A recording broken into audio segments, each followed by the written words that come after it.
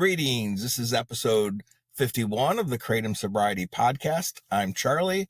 I'm here with Jacob. How are you doing, Jacob? I'm all right. How are you, Charlie? I had a phone die and I'm on the road, and so we'll see how the audio quality works out here.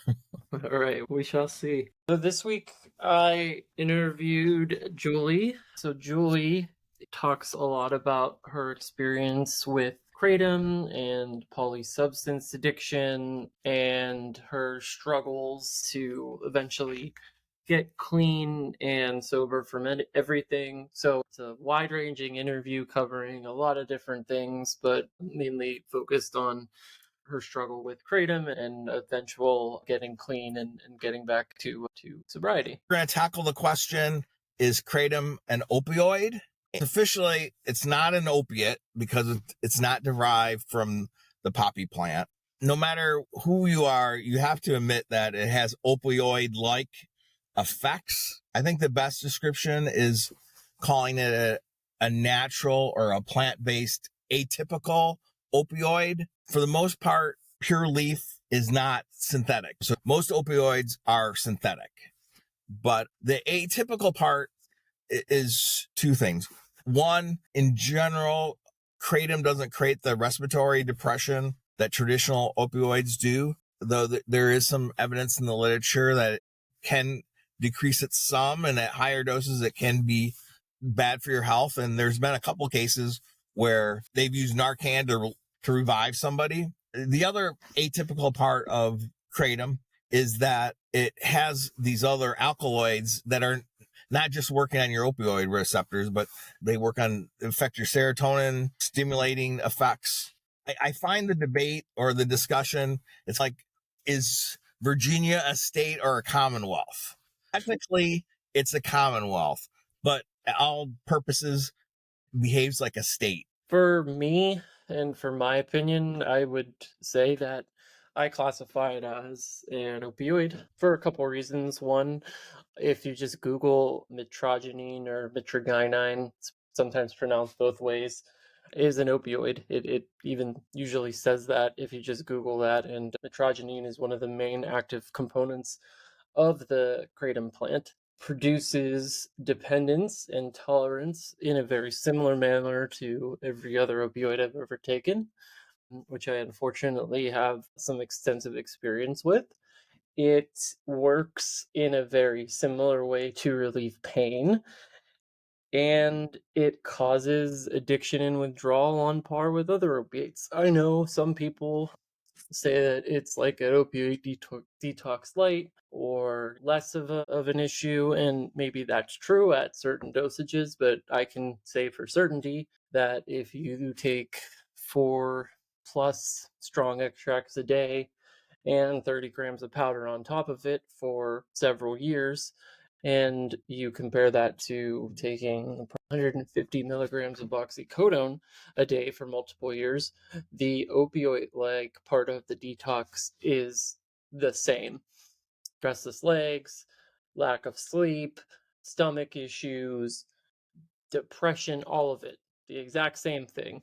Kratom has the other great ability to also act on the serotonin system and cause all of those other mental health problems. So it's got that aspect of it too. But I see it no different than any other opiate. Yes, it's natural and it's a plant. So is opium, and heroin's derived from opium. So there you go. Yeah, I think a lot of this discussion is driven by politics and regulatory concerns.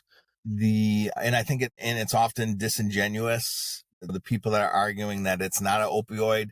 I know that part of it is trying to avoid the hysteria that comes with opioids because of the overdose crisis. You could spin it any way you want. From my perspective, I get it. There's a lot of people that use Kratom that don't see it as a problem, that maybe legitimately don't have any dependence or addiction issues and are wanting it to remain legal. There's the pain issue.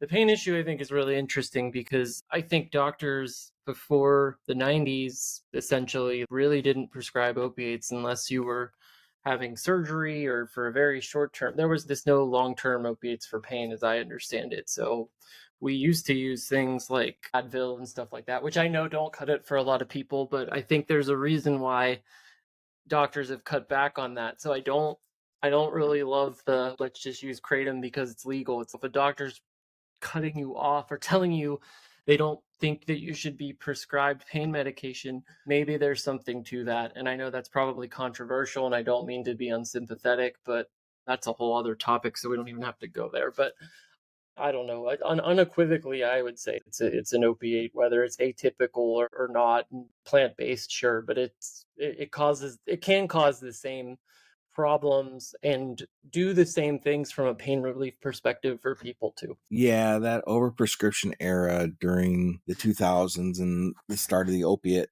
crisis that led to the crackdown on prescribing. Definitely there was an issue of demand creation with that and the sort of the overprescription of opioids. And I think it parallels sort of some dynamics in the commercialization of the sale of kratom and the trying to mainstream it and trying to reach markets that wouldn't be interested in taking the substance. The biggest argument for kratom being an opioid to me is that naltrexone works on it. That opioid blockers work on it, a common treatment. Or babies who are born to kratom dependent mothers have abstinence withdrawal syndrome, and the care that is given to them is often a morphine to ease the pain of the withdrawals that they have as a newborn because they're addicted to kratom. I don't think it's constructive to argue that kratom works as a partial agonist against the mu opioid receptors, similar to the way cheese or breastfeeding does. That's just ridiculous.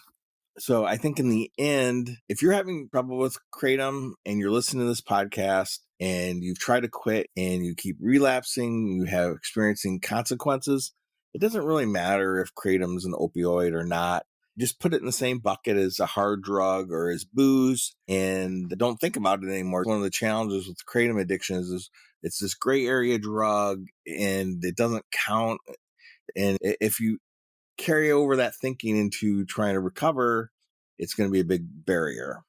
Exactly. Even if you have a problem with anything, like sugar, anything, like if it's a problem for you, it's sometimes not a problem for other people, then you need to do something. And sometimes worrying about classifications, like you said, just will bring you more trouble than it's worth and more anguish than you need. Just it's like you said, it can cause the same problems. And I think that it behooves people to look at it in a manner of, is it serving me or not? And if it's no longer serving you and you want to make a change, go make that change and don't really worry about classification or anything like that, because it won't help you. For our interview this week, as I mentioned, I interviewed Julie. So I wanted to just give a trigger warning on several aspects. So the first aspect is Julie's story starts out with the death of her husband. So trigger warning there, that there is a story of the passing of someone's loved one at the beginning of her story. Probably more of interest to our guests or of somewhat more concern, Julie's story is intertwined with Polly's substance abuse and addiction. So she was dual addicted to both kratom, phenibut, and also used Adderall as well as research chemical Adderall-like substances. So all of that is talked about because it's part of her story and it's all intertwined. This is in no way, shape, or form how do I say it, a kind of condoning of that behavior. It's just her story. We do not recommend that anybody does that. We'd strongly recommend you avoid those other substances. And last but not least, her way of getting clean was very unconventional and ordering prescription drugs in a not legal manner or in a gray legal area on the internet to help her quit. She even says, do not do that. That is not a good way to quit a substance. If you are seeking medicated assisted treatment or helper meds to get off kratom, go see a doctor. They can help you. If the first doctor doesn't help you, go see another one. Don't do that. She even talks and says in her interview herself that you should not do that. So just a trigger warning, if any of that is of concern to you, or you feel like you're not in a place where hearing that could trigger you to even think of some similar behaviors, I would suggest skipping this episode. Definitely a cautionary tale. Some of these other drugs can be these gray area drugs that we'll call them the Reddit drugs. They can end up being a transfer addiction, and I know some listeners probably are struggling with some of these other substances at the same time that they're trying to quit kratom. Some of the helper meds, whether or not you get them on the internet or get them through your doctor, they can, gabapentin in particular, can also lead to problems and should be used with caution. So not for that interview with Julie.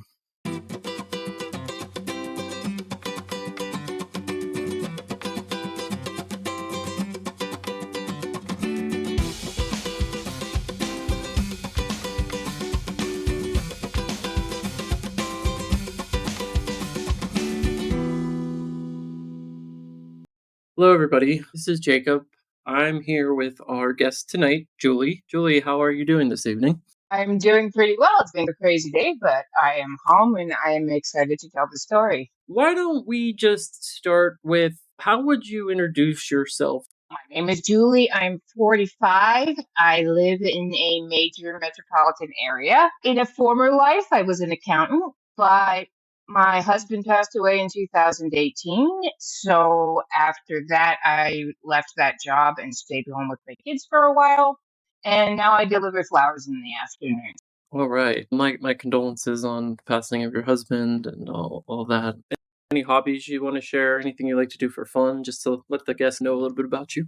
Recently, I've really discovered that I like EDM. It's very fun. I like going out to shows and dancing. I'll even turn something on YouTube and dance around the living room with my kids. It's a lot of fun. But being a solo Nice. mom with 2 kids, there's not a whole lot of time for hobbies other than driving to band practice and picking people up from clubs after school. Pretty cool. I'm actually a DJ in my spare time, and one of my promoter friends did a Mother's Day party this year. It was all moms DJs for Mother's Day, which is kind of cool. Oh. All house music, which was fun. That's cool. You're allowed to do whatever you want at any age. That's my opinion on things. Absolutely. There you go. All right, let's talk a little bit about how you first encountered kratom and when you first tried it. So when was your kind of first foray into finding out about it? I guess there's quite a bit of backstory to this because this is the dual thing that's going on here. And my niece moved in with me. She brought drugs with her, and she had given me an hour right before she left. And I loved it. I loved the energy it gave me. I was running around. I got everything done. It was fantastic. When that was gone, I decided to go looking for analogs on Reddit. And what I found were a few different things. I have no idea. I'm going to butcher this, but I'm going to try. There's a drug that was banned a couple of years ago. It's called phenylpiracetam. It's a racetam. It's it's Adderall Junior. It gives you a lot of energy. I don't think it really, I'm not a doctor, but I got myself into all kinds of things like this. It gives you a lot of energy. And so I said, this is fantastic. What else do you have for me, Reddit? And I went back and looked again, and there's a lot of times that I thought, I'm getting better. I'm talking to you now, but I really don't like talking. I've got pretty bad, severe social anxiety. So I looked for something to help with that. And what I found was a drug called phenibut. And what this is, I used to call it powdered because that's what the effect is. Only alcohol I couldn't control. It would make me black out. I wouldn't know where I was. But with this, I never blacked out. I just hit a level and I was like social and I was talking to people and it was great. It was fantastic. So about 2 months after I had discovered these, and these are both things that you have to use really sparingly, otherwise they become incredibly addictive. And that becomes okay. About 2 months later, I was talking to a friend of mine, and she said, I was telling her about this. I said, this is great. I can't believe that I can go on the internet and order something that is legal from the United States to my house that's an actual drug like this. But it works so well, so it must be safe. And she said, "Did you know about this stuff called Kratom? It's in the store. It's like an opiate." And I said, "There's absolutely no way. We have an epidemic opioid crisis going on. There's no way the FDA or whoever regulates that kind of thing is going to allow in a storefront something that's anything approaching an opiate. But sure, I'll try it. It's probably one of those fake things like they used to have back when I was younger. There was a bunch of stuff that ran around in the 90s. I forget it. But it was all stupid. It was all fake. Yeah, I remember that, So, like herbal ecstasy and shit like that. like those. Yeah. I said, I'm going to try this out. I absolutely do not believe that this is anything near an opiate. So I believe this was January of 2021. Okay. I believe I ordered some from the internet because I looked and I knew immediately that the prices on the internet were about a third of what we were going to pay in the store. And when it came, and I was powder for the longest time, in little tiny bits of powder for the longest time. I looked, the recommendation was you want to start with about 3 grams. So I said, that's what I'll start with. And I mixed it up. And my favorite thing to do was mix it up in a glass or like a water bottle full of some kind of Crystal Light Kool-Aid type of stuff. I could not take it plain. I don't have any idea how people put the powder in their mouth and then water. I would suffocate. I should back up. There is another kind of wrench to this story. And I don't know, I don't want to mess this up. You should also know that I've had gastric bypass surgery. And what this means is I had it almost 18 years ago. Started out at 400 pounds and I lost down to about 170 by about 2007 or so. Oh wow. But the important part of this is that my stomach absorbs things completely different. I can't absorb B12 in my stomach. I have to have it sublingually. Iron is difficult to absorb. So I don't know how the kratom was absorbing from me versus you or anybody else who had the normal stomach that had not been operated on. Because for me, Okay. to drink a beer, I get tipsy real quick because it goes through so fast, but it stays longer. So it's hard to quantify or qualify the difference there. But Okay. I know that it would, I'm pretty sure if pound for pound, it probably hit harder for me per gram than somebody else because of that absorption. So I tried it, and half an hour later I was blown away because I hadn't had issues with opiates in general, but when I would get some for a pulled tooth or when I had myself, I realized that I liked them a little too much. And when I took that drink of kratom, I knew that the feeling was exactly the same, and I was blown away. I couldn't believe that this was sold in a store at all. Yep. And the funny thing is, back when I was a kid, the rule was we did everything under the sun. The rule was no opiates ever. Or at that point, no heroin, because heroin was the only thing that was an opiate that would be, it was almost instantaneous. I loved it, and it made me more social. I avoid calling my mother-in-law because sometimes the calls last forever and it's draining for me. And Oh yeah. I can I was imagine. very excited to give her a call. Like, immediately hooked because of the social aspect, because of the opiate effect that it had. I couldn't believe it. That was sold in a store. So basically, love at first sight. Pretty much. And so I almost immediately, I can't remember the first few months what I did. It might have been sporadic. I'll have some of this here, I'll have some of that there. But I know by March of that year, it was 6 grams in the morning, 6 grams in the afternoon, 9 and 4 p.m. every single day. It was almost a strict routine. And I kept that like that. And everything was going great. And the best part, at that rate, the best part was the weight loss. I had regained. I had 2 pregnancies. I'd had a lot of grief. I had regained after I'd had the surgery about 100. Okay. And by the time I stopped the Kratom, I had lost all of that plus some. I lost about 130 pounds, Oh wow. all told, when for the two and three quarters years that I was using itself was one of the things that made it difficult to quit at the end because I didn't want to quit and have all of that come back. Although it has not yet. So it sounds like, just before we go further, you have a history of substance use. Any history of addiction before this, or was this kind of your first time being truly addicted to someone? Yes and no.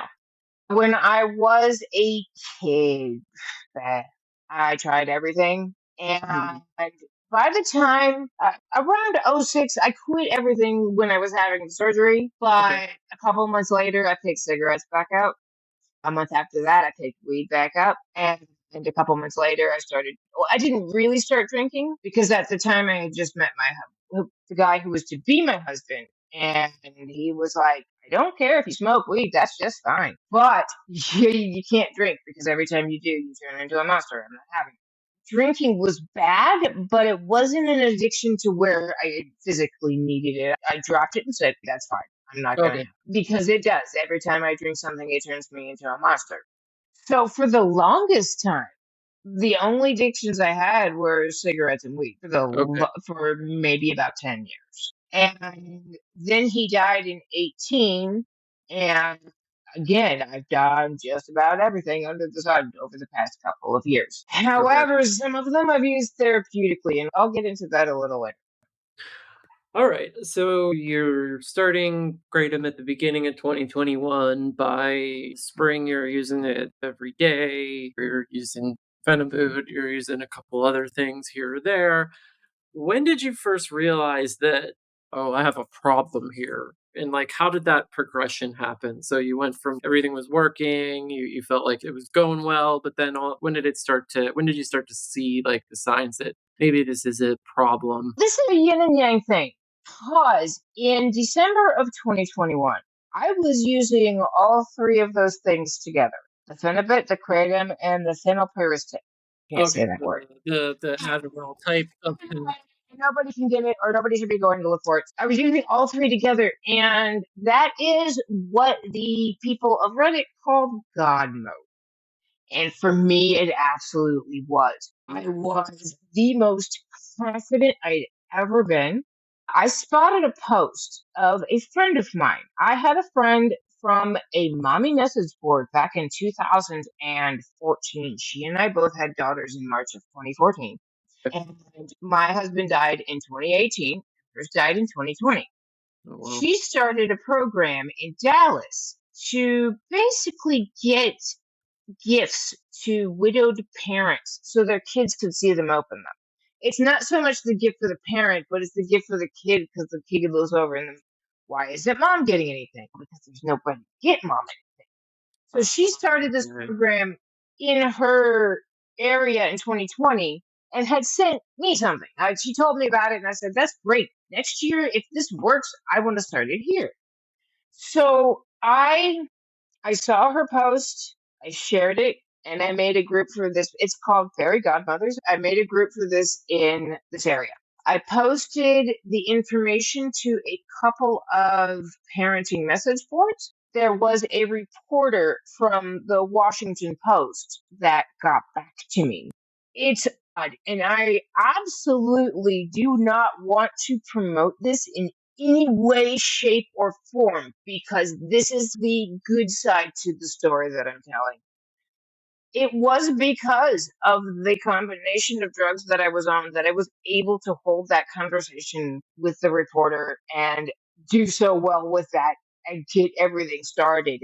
Because after that piece went into the paper, that program absolutely went crazy. And in DC that year, I was able to get 137 gifts to widowed and single parents as well. People who just don't have anybody else. But it's almost a secret Santa that only goes one way. Okay. So it was wildly, to the point for the longest time, I looked at it and I said, Kratom got me into the newspaper. How is that possible? So So you equated this with that. Yeah, I got it. So I spent a long time kind of coasting on that. The following year, I had met a man through the whole thing. Like I had a boyfriend out of it. It was just things just rained out of the sky that were good. And in my mind, it was all because of the Kratom. A year later, everything it didn't implode so much as maybe the shine wore off a little bit on it. It was very difficult. It was hard to get volunteers. There were arguments. Things went wrong. I had my boyfriend write code for it that it didn't work. We argued about that. And later on, after I took a good look at it, and this is December of 22. And at that point, I think that's when I realized the kratom was a problem because a lot of these arguments were stemming from stress that came from the kind of mean anger that kratom eventually will give you. It starts off, and I don't know why it does this, and I think for every person, it has a different turning point. But it starts off, and you are just happy and chatty, and you are having the greatest time, but there's this kind of shift, and by the end, you're just. I was told by multiple people, "Why are you so angry all?" I had a very similar experience with that towards the end where I would find myself like very happy, and then the littlest thing that would never bother me like on a normal day when I'm sober would just make me so angry. And I would like, and then I'd get through it and I'd like reflect and I'd be like, what the hell just happened? Like, how did I get so angry? Like, how did that even happen? It was wild. Yeah, but you think about it later, and you're like, "This is ridiculous. Why did this happen?" So I continued to use. In fact, I ramped it up.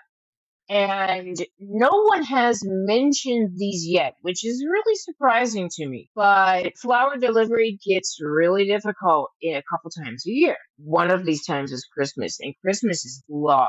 Valentine's Day is real difficult too, but that's the Hmm. 14th, and that's it. Yep. Christmas is about 2 weeks of delivering flowers. So in December of 21, I got into extracts. And everybody talks about the four-letter extracts, but nobody seems to talk about the little purple bottles. Are you Oh, familiar those with ones. those? Yeah, those are like the super strong ones. Yeah. The super strong ones. I tried one that fall and I didn't realize it, and I drank the whole thing, and it was awful. I Yeah. lay down and I'm like, this is terrible. By December, I was having, I believe, 8 grams in the morning and a shot, and 8 grams in the evening and another shot every day. It had ramped up really high. Yeah. And in January, my boyfriend and I had broken up, and I said, these shots are costing me like $150 a week, $200. I can't do it. What I did was I substituted powder for those shots and Okay. ended up at about 30. Very highest I think I ever went. Maximum would have been 60 one day here or there. Okay. But for the most part, at the end, my sort of high rate was about 32 grams up until last September. And there Okay. was a random shot in there every so often. And remember, I am still sparingly doing this phenibut stuff. I'm doing All it the right. way that it's intended. Everything's going perfectly. I love it. And that's still working for me. So I've got these two separate things going on at the same time. All right. So you're fully like daily using kratom around 30-ish Yes. grams a day, let's say. You're using the racetam Adderall-like substance and the phenibut like here or there on a regular basis, but not consistently enough to get physically dependent on them. Absolutely. And Right. you're able to keep that in check. That's interesting. Wow. Yeah. So let's keep going. So what happened next? Last April, I don't know if I had some sort of a mental breakdown or if I just threw up my hands and said, screw this, I'm done. But I very stupidly, now the Racetams were banned, I believe, in 21. They're gone long ago. Okay. So it was just the phenibut and the kratom. And in April, that is when I decided that it was, for whatever dumb reason, I started using phenibut every day. And let me give some background here for this. I know that most of the people listening to this podcast are going to understand grams of kratom. A low dose of phenibut is about a gram. A mid dose is maybe about 2-3 is pushing it. Some people get up to 15 or 20. Some people get into extreme levels. I never did that. But what I did do is I ramped it up and I got to about 3 grams a day of that on top of the 30 grams The of kratom. Yeah, kratom. got it. And it just turned me into an absolute zombie. I got nothing done. I got housework done. I took care of the kids.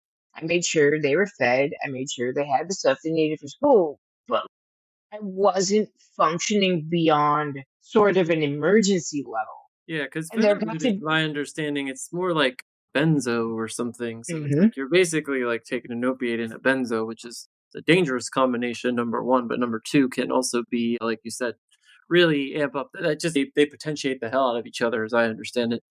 Yes, that is absolutely true too. It's a wild ride. It really is. But Okay. at the end, that wild ride ends up pretty bad. Yeah. I started chit chatting with the boyfriend again, and he was like, "Look, this is." I admitted to kratom to him, and that's something that gets talked about a lot too. You have to tell somebody. It's nice to tell somebody online, I suppose. It's helpful to an extent.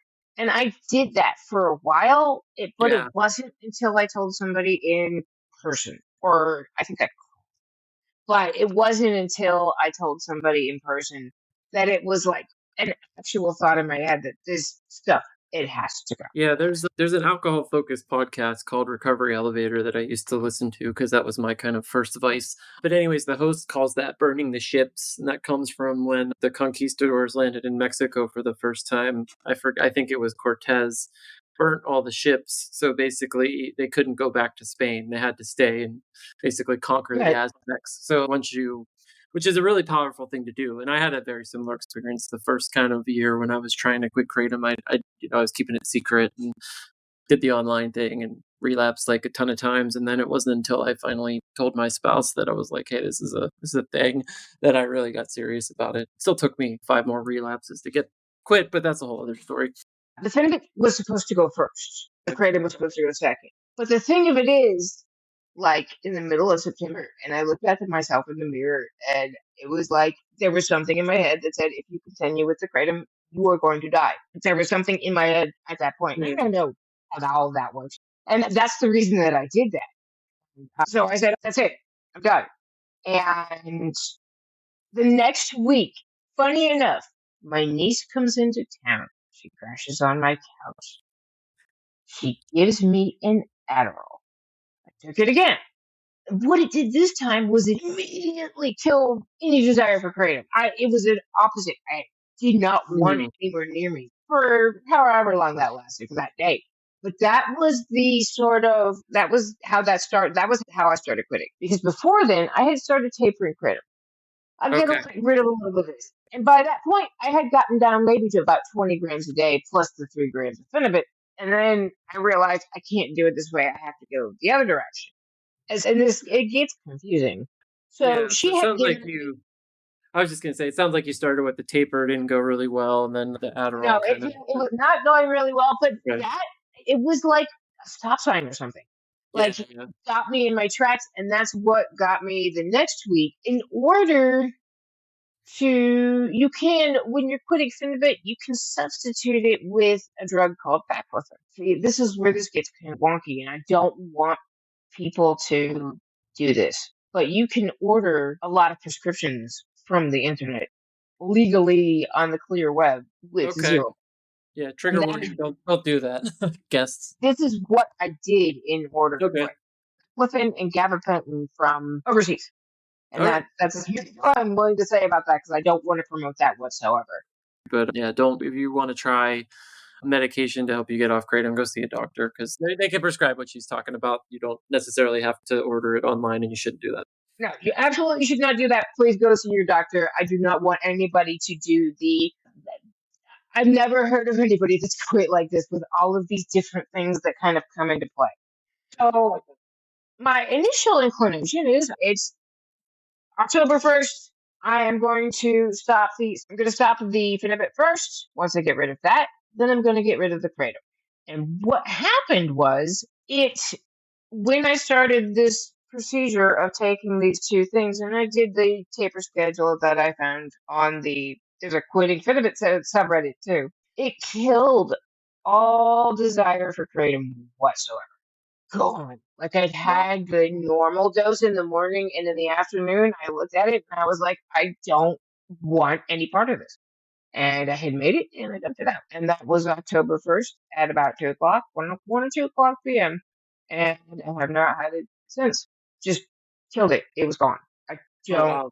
So that you've been off kratom then since October. That's great. It's almost 6 months. Wow. Yeah, but the problem was, so I did the taper schedule with the two drugs that I got, and that went probably too beautifully because by the Okay. end I was done.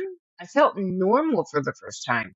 There was a clarity. In fact, as soon as I dropped the phenibut and the kratom, even though I was still taking the other stuff, there was this just wash of clarity that came over my brain. I couldn't believe it. So that took about 2 to 3 weeks, maybe a month, and then I was done. And everything was going great.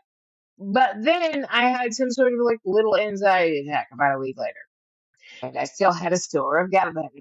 And I absolutely do not recommend this either. This is every part of the story is like a cautionary tale. Go the other way. Fair enough. I ended up taking the gabapentin again when I should not have and get stuck on that. But I did get rid of that in January with the help of all of our favorite helpers. And I know you're going to probably ask this, so I'll wait. But flaxseed oil, it tastes like death, but it is some kind of magic. So that's that is a wild story. So you got off kratom successfully using essentially gabapentin, bacaflin. That also helped you with the taper of the phenibut. You were able to stay off for a while. You had a slip up for a little bit on the gabapentin that you had around, and then was that the only relapse you have, or have you had any others? Or No, I really haven't. The funny thing is, okay. when I was tapering the gabapentin last month, I actually picked up a small bag of kratom capsules because I had read that and I thought, this is stupid, but I'm pretty sure this would be easier, this little tiny bit.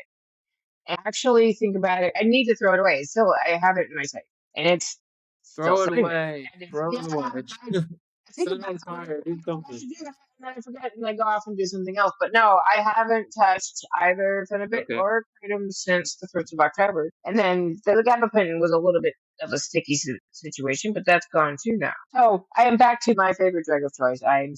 I think you call it California sober. You got off the gabapentin in January. It's now the very end of February. Now that you've been essentially, back to, let's call it baseline, just doing your California sober thing, how's the first 30 days gone? How have things been now that you're off all of the things that you've been on over the last few years? The first 30 days were they were medicated, but even so, Mm-hmm. that first night was absolutely a night. I could not sleep. I actually could not sit down.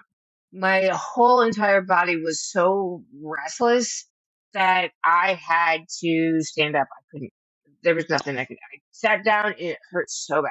So I Yeah. would stand up, and what I did was I threw some old festival sets on my TV and I danced all night to them because that was what I could do. And the distraction was good enough that I'm really grateful that I had that opportunity, that there was something there because Nice. it was so bad. And then the next morning too, I had to go walk outside because my legs had to move. And eventually with magnesium, with the restless leg stuff, that did go away, but it took a little bit, even with the other drugs, the Yeah. gabapentin and stuff.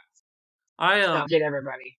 Yeah, I think I was trying to figure out how many times I quit kratom in the last couple weeks because I always say it's been at least 10 times, and I did the math, and I think it was 11. Wow. And yeah, it was great. 2 years of I quit for a couple weeks and then relapse, and I was up eventually like 80 grams a day when you count the stupid shots. But anyways, Yeah. every time was a nightmare. But even the one time I actually went to a doctor and got a script for gabapentin, it didn't seem to do anything for me, so I just threw it in the trash, to be honest with you, because I still basically, I was like, everybody said this works, but I was kicking all night and all that fun stuff. But so let's go back to that. So you mentioned magnesium, you mentioned black seed oil. It sounds like those two things helped you a lot. Anything else that you used to get through some of the withdrawals, which I know are intertwined based on all those various substances? And the thing of it is, and the funny thing is, the two drugs have a very similar withdrawal. The phenibut is worse. That one you have to be careful of, because if it gets too bad, you really need to go to the ER. Yeah, Because you can get your glutamate can go out of control, and that's like deadly. And that's another thing. For that, there's a supplement called NAC, N-A-C-ethyl-cysteine, that works for, I think it works for both, but I don't think it's talked about in the creative community enough. I think like every time somebody says, what should I take? And I always mention that one because it's not mentioned. And I think it's great for kind of clearing the cobwebs out of your brain. I did use magnesium, the black seed oil, a little bit of the DLPA. I don't know that I noticed that it did much for me, and it was a lot. Vitamin C was vital. I had an alarm, and in fact, I laughed at it because I just turned the alarm off maybe a month ago. But I had alarms at 9 a.m., 11 a.m., 1 p.m., 3 p.m., 5 p.m. to make sure that I took that 1,000 or 2,000 milligrams of vitamin C at those first few days. And I do think that helped quite a bit too. The liposomal vitamin C. I did not. Actually, Emergency makes these little tube packet things that almost are like a pixie stick. In fact, that's exactly what it's like. Like, it's these little, those, I ate boxes of those at a time because they tasted good. And this is vitamin C. So I do think that helped quite. The vitamin C, if I had to pick something, vitamin C and black seed oil are tied for the top in terms of natural, over-the-counter, non-addictive things that you can use to get off of these kind of things, get off of Kratom.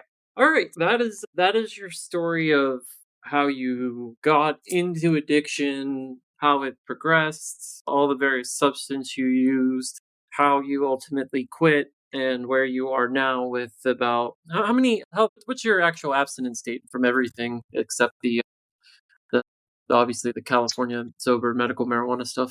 Yeah, and I also vape. I should be honest about everything, right? That's fine. Whatever. It's the last day was October 1, so I guess maybe I call it October 1 because it was at 2 p.m. that day.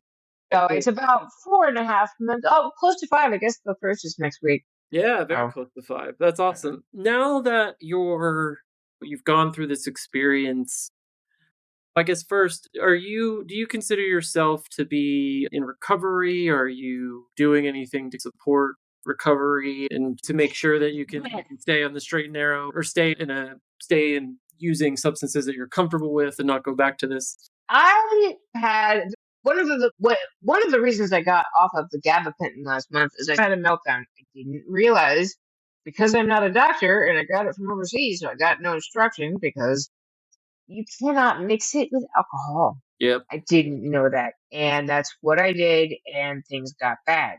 The next day, I got a hold of my sister. My sister is an alcoholic. She's in recovery for, I think, 4 or 5 years now. She participates in a 12-step group called ACA, which stands for Adult Children of Alcoholics. Okay, and I've heard of that. it is it's a 12-step group that addresses basically where all of this came from to begin. So rather than go to AA or NA, I'm trying to get to the creative meetings. I made one last week. I'm going to try to get to another one. But everybody has their meetings on the same days. I felt like it was important to go straight to the source. And in my opinion, Pretty much, unless it's an accidental addiction. And there are some people that just go about their lives and then end up in the hospital, and the hospital gives them a few Percocet, and then that becomes a problem. But they never had the problem before, and the only reason that they do is because they were given it. But for others, I'm finding that the majority of people with addictions come from people who had addictions before them.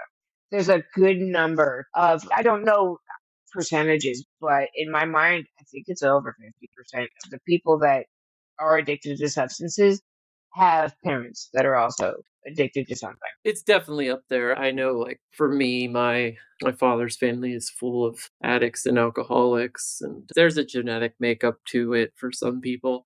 You're definitely right, though, on the Andrew Huberman, who I believe he's a doctor, but he's got a podcast called the Huberman Lab. He did an episode on opiates, and they're doing some genetic research on, but there's just some people that, for whatever reason, whenever they take an opiate, that just lights up in their brain, and it's like something that was missing. So you're absolutely right there. But yeah, that's cool. The ACA 12-step group sounds pretty interesting.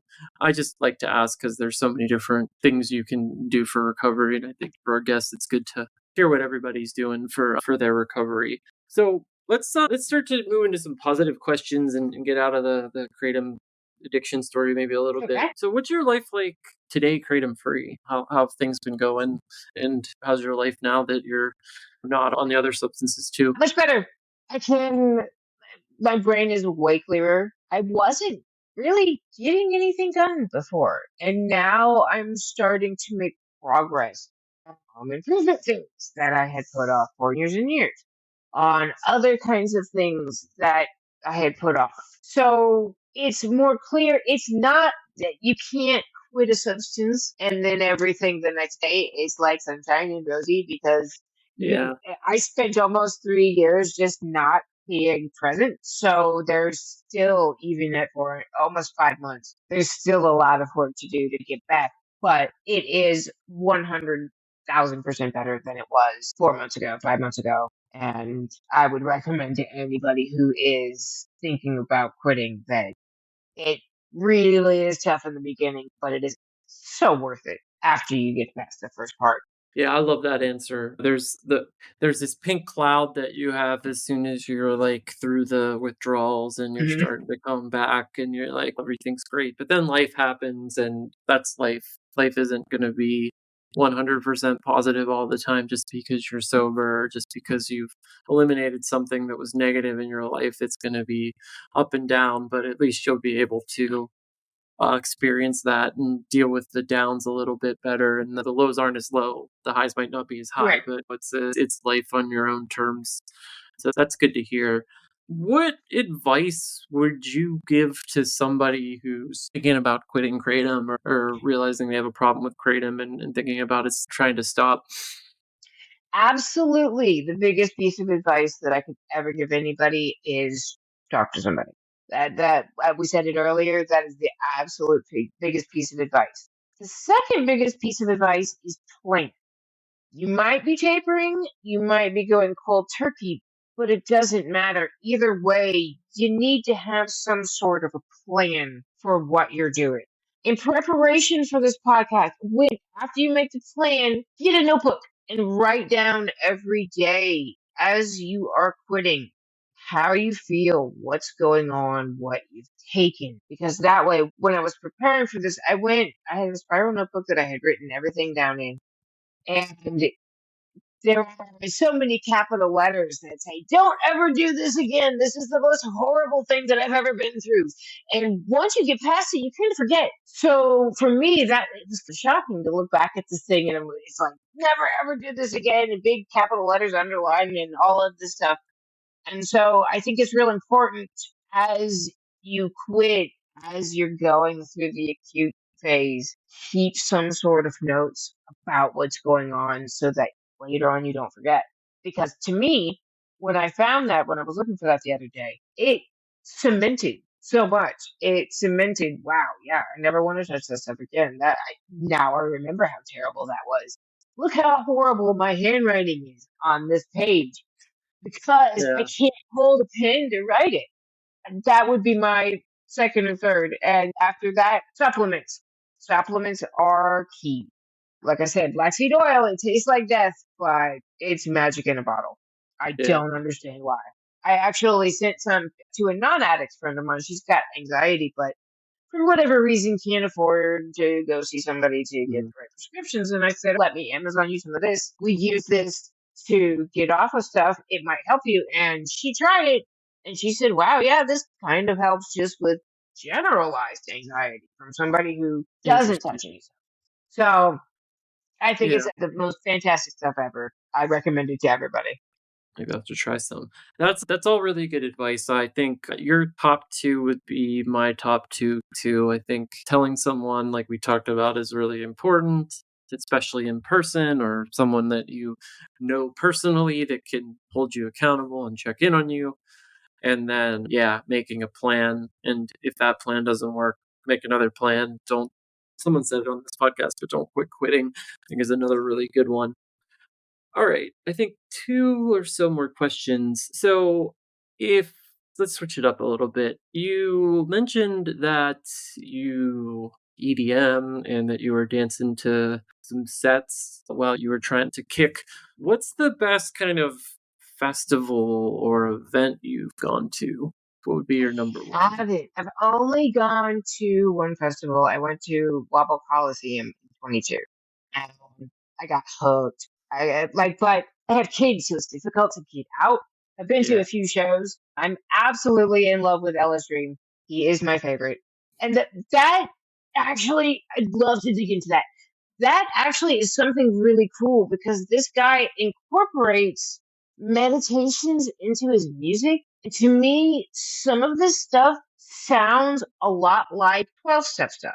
So it's weird to see the kind of mixture of spirituality in music as well as otherwise. And I think it's a really cool concept. And Yeah. if you can reach somebody, because he has this 2 hour long video and he sits down and he's so write this down, write that down, write this down. And it's a whole meditation thing. It's great. And that's what I watched the most. And that really said Nice. Yeah, at that point. meditation is something that I got into a couple of years ago, and it's been super helpful to I can definitely tell if I go to work in the morning and I've meditated versus I haven't. It's just the days are a bit different. I think it's a good practice if you're looking for some way to clear the mind a bit. Oh, I don't want to interrupt you, but I forgot a tool that is so helpful. And Yeah. it works a couple different ways. People talk about cold showers. Yes. I am a wimp, but even I can go for about a minute and it sounds insane, but it really energizes you for the rest of the day. I've also noticed that if I'm outside and I'm trying now to walk out in a t-shirt when it's about 35 or 30 outside. So because for the same effect, it works that way too. If you go outside in the cold and you get cold outside, you come back in the warmth, it works the same way as a cold shower. So I'm testing that out in different ways. But cold shower or cold therapy, something like that, is absolutely helpful too. It sounds crazy, but it will give you a lot of it. Yeah, I went on vacation to Scandinavia. I took all my money I saved on Kratom and booze and stuff and decided to do that. But I was in Finland and saunas are real big there. So I was jet lagged and I remember being really tired. And I did exactly what you said. I basically went in a sauna for 15 minutes and then it was right in the center of Helsinki. They have there was a pool and then there was just you can go in the bay. So I went right in the bay and it was freezing. And after 2 minutes, I could only do 2 minutes before Right. I had to get out, but I was wide awake after that. So worked really well. All right, let's see. I guess one just final question before we wrap up here from my end. And then Okay. if you have any questions you want to ask me, feel free to. But is there anything that I didn't ask you or anything that you would like to share with the audience before we wrap up here? I guess I want to make a point of you absolutely should not do anything the way that I did it. You should consult your doctor. You should get the correct dosage of the correct medications if they are needed. I also want to make a note of the fact that phenibut now is also banned, so it is unavailable for purchase. You should not go looking for it. It is an awful drug anyway, and I would recommend nobody ever touch it. It's one of those ones that's like the devil or something. Like, it seems great in the beginning, and just like Kratom, it will crush you. But other than that, I don't think I have anything. Yeah, I have not tried phenibut, but I've read quite a bit about it and heard some other people that I know with experiences with it. And from everything I've read and heard and from what you've said, I would probably run as far away from it as I can at this point. But yeah, definitely take that advice. A couple of things that I just want to say, because it's rather interesting. Decima and I actually recorded an intro to talk about the subject was you can't quit drugs by using drugs. What you Okay. said is very interesting. You actually did use, I wouldn't say drugs, I think we should use medication because that's what you used essentially was They're medication. all drugs Oh, at the end of the yeah. day, anyhow. Yeah. I did use drugs to quit drugs, but as far as I'm concerned, it was a step down type of Yeah. thing. So Wherever I went it was used. from untested, not really FDA approved because nobody looked at it because nobody seems to care, kratom in front of it. Yeah. And then the other stuff, it's a step down method, but I did use drugs to quit drugs. Yeah. Where I was But going, like, calm now. yeah. I'm a big fan of, and I think Decima and I talked about this. It's like whatever it takes. Your recovery is your recovery.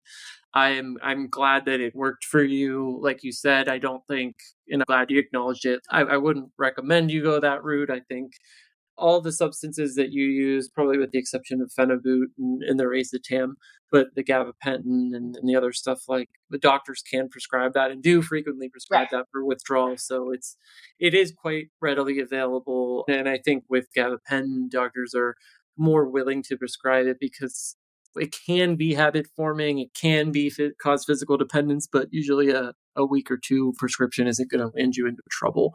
Exactly. All right, Julie, it's been great having you on the podcast.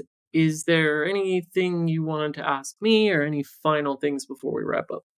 Somebody listening to this is dependent upon phenibut. Please go visit the Quitting Phenibut subreddit and print the guidelines at the top of the page when you go to your doctor because your doctor is unlikely to know what it is. And they need those directions because you might walk in there and they look and shrug and give you nothing, or they may give you the wrong thing. If you're dependent upon phenibut, go get those papers first. Make sure you take them with you because otherwise your doctor may not know what's going on. All right, you heard it here first. If you're also struggling with phenibut, Julie's got some good advice for you, and go take a look at that subreddit. With that, I think we'll leave it there. Julie, thank you so much Okay. for joining us. Really good conversation. And I'm so glad that you are where you are now in your recovery. And if listeners, if you have any questions about this podcast or you're maybe in a similar situation with multi substances and want any advice from Julie, reach out. We can send some info her way or put you in touch, and more than happy to do that. But thank you. All right. Thank you so much. And I hope you have a wonderful evening. You too, Jacob. Thank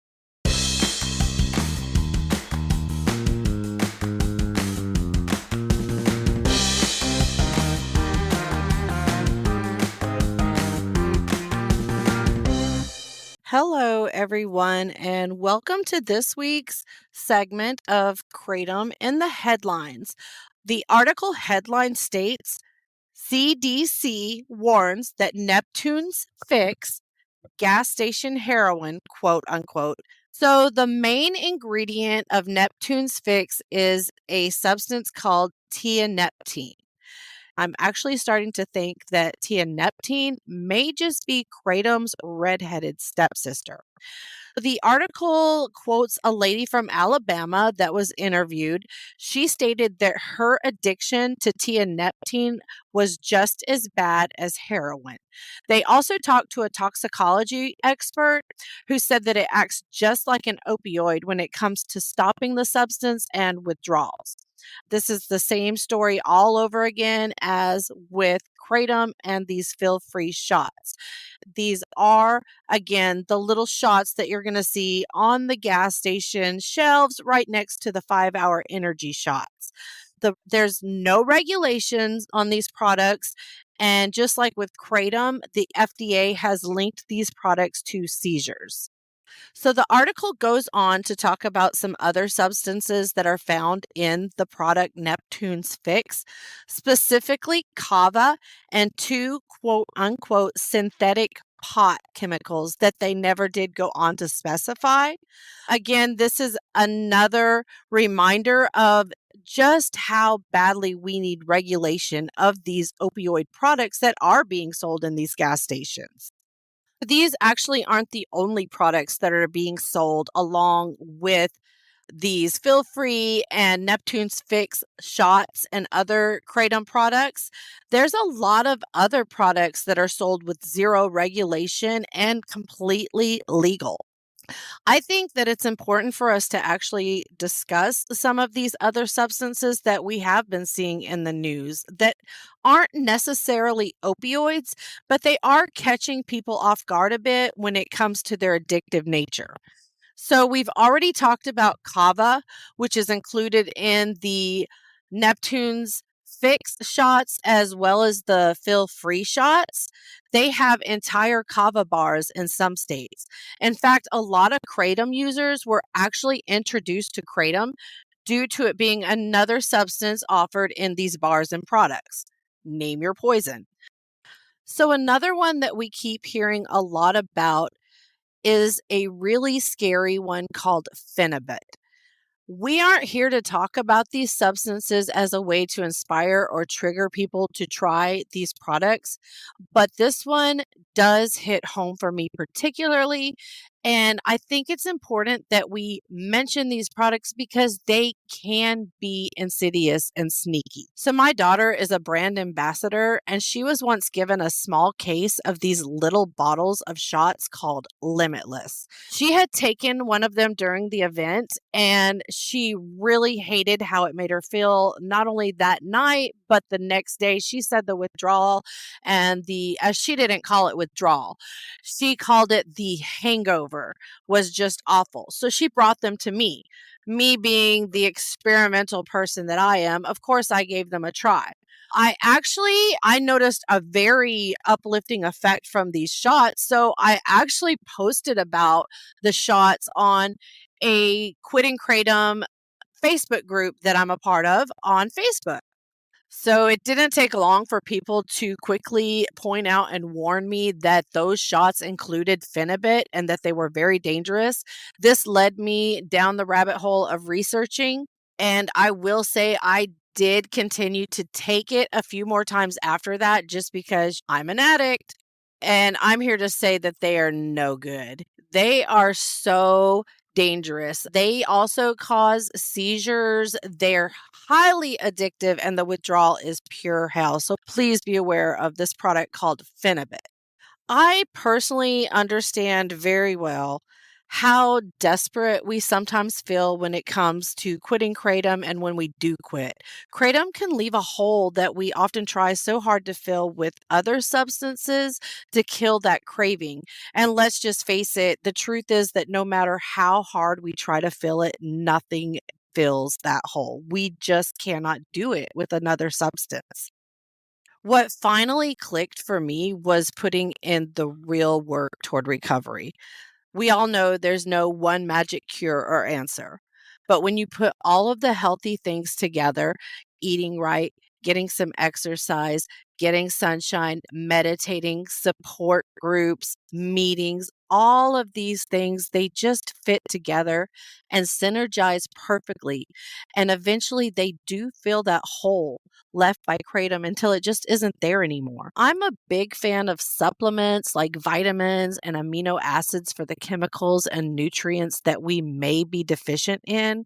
But I just want to urge you guys that when it comes to your frantic search for relief, please do your due diligence and research before reaching for any of these obscure and often insidious and very dangerous unregulated substances.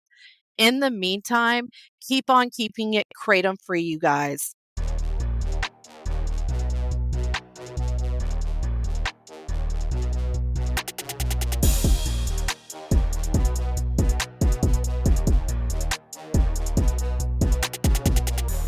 resource of the week.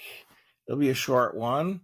Before I give you a couple links of some resources this week, I want to read a shout out that we got in the subreddit of drugs. And it reads as this: hey, check out the Kratom Sobriety Podcast. Quick introductions and then someone's personal story about use, how they felt, and why they quit.